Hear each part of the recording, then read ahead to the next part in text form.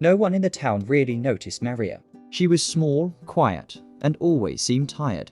She walked fast, kept her eyes low, and rarely spoke more than a few words. Most people only knew her as the mother who always rushed somewhere, and that was it. No one knew what she was carrying inside. No one knew what she was fighting through. And definitely, no one knew what she was secretly doing every night while the rest of the world slept. But one day everything came out, and when the truth finally reached the people around her, the whole town fell silent. Her children cried, her neighbors were shocked, and even her husband, who thought he already knew everything about her, felt his heart break in a way he never expected. This is the true story of a Filipino mother whose hidden sacrifice changed her family's life forever.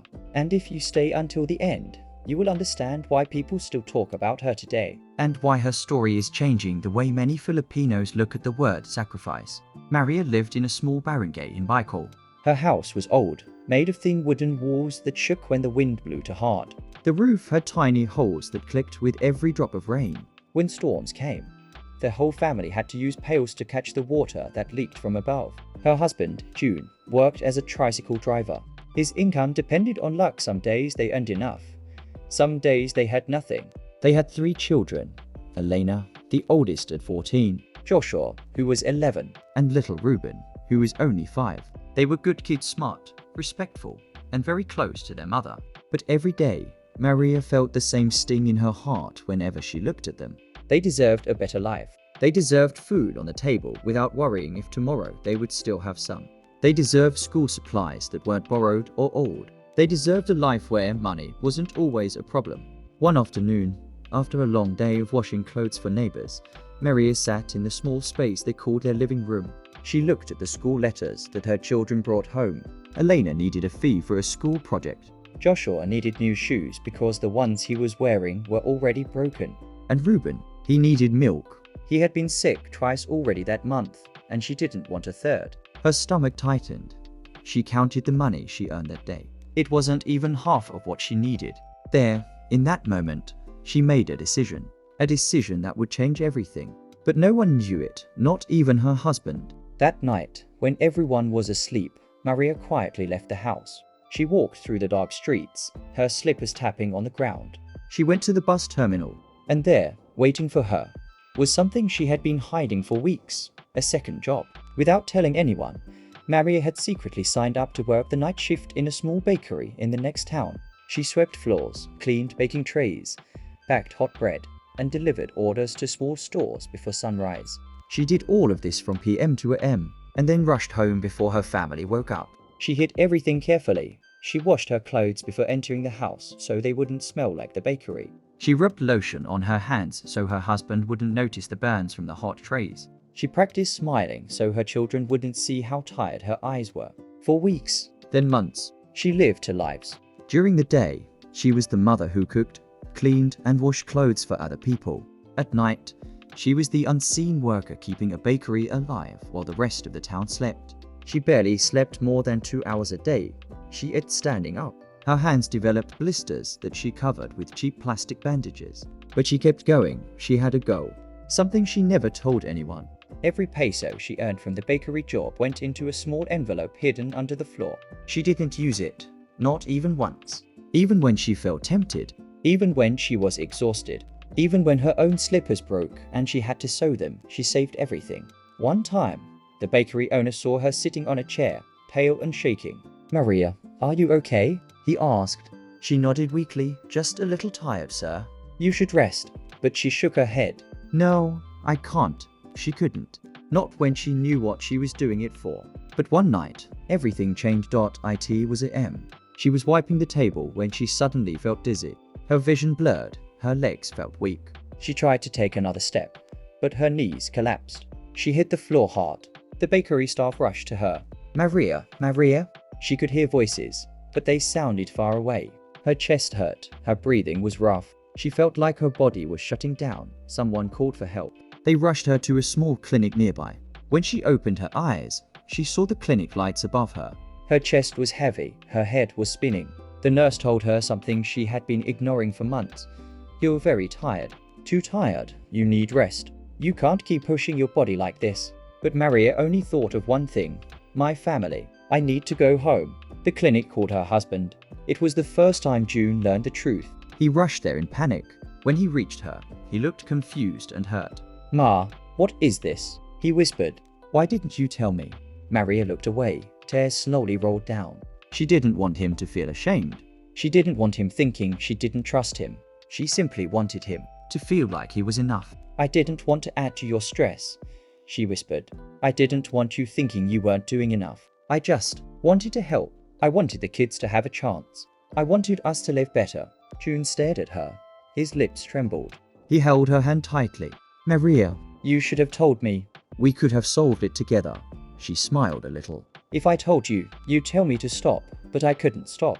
"Not when I knew what I was saving for." "What were you saving for?" he asked softly. Maria closed her eyes for a moment. Then she told him. She had been saving money to open a small sari store right in front of their house. She wanted to build something steady. Something that didn't depend on luck. Something that could help them escape the constant fear of not having enough. She had already talked to a carpenter.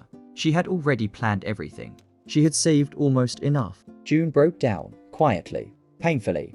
He didn't know whether to feel proud or guilty. The next morning, when news reached the town, everyone was surprised. Even the bakery workers, who didn't know she had a family of 5, were shocked to discover that she worked 2 jobs every single day.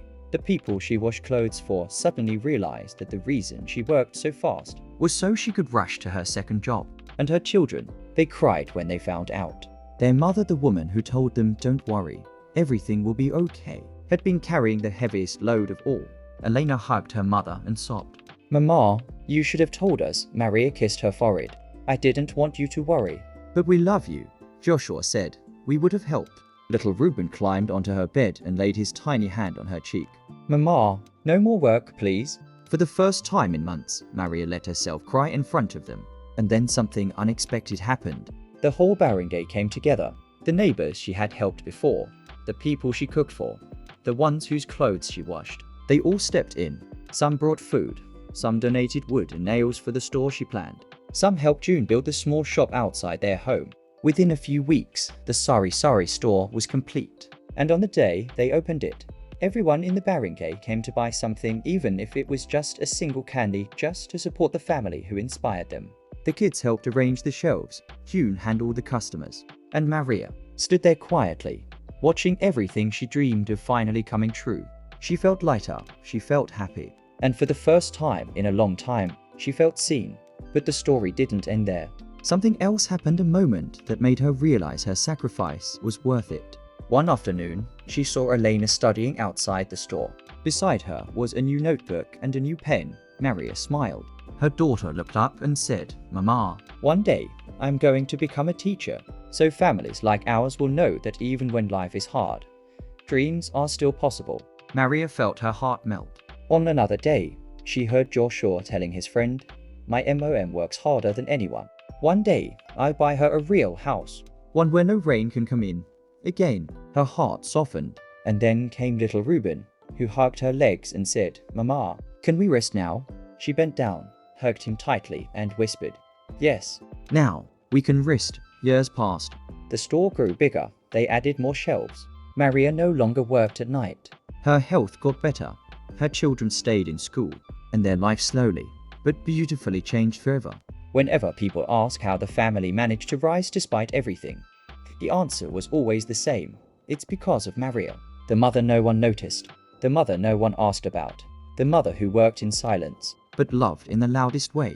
Her story spread through the town, then to nearby places, and eventually online. And every time someone heard it, they felt the same thing, a quiet reminder that behind every Filipino mother is a strength the world will never fully understand. And so today, whenever people walk past the small store in Michael, they don't just see a shop. They see a symbol, a testimony, a story of love written not with words, but with sacrifice. A story that proves one thing: a Filipino mother's heart is deeper than the ocean and stronger than any storm. And sometimes, the greatest heroes are the ones who work in the dark, not for praise, not for attention, but simply for the people they love. Because no one knew what Maria was doing. But when the truth finally came out, her family's life changed forever. If this story touched you in any way, I am glad you were here with me until the end. There are so many lives, lessons, and untold stories in the world, and here at Holistic News Expo, we simply share them.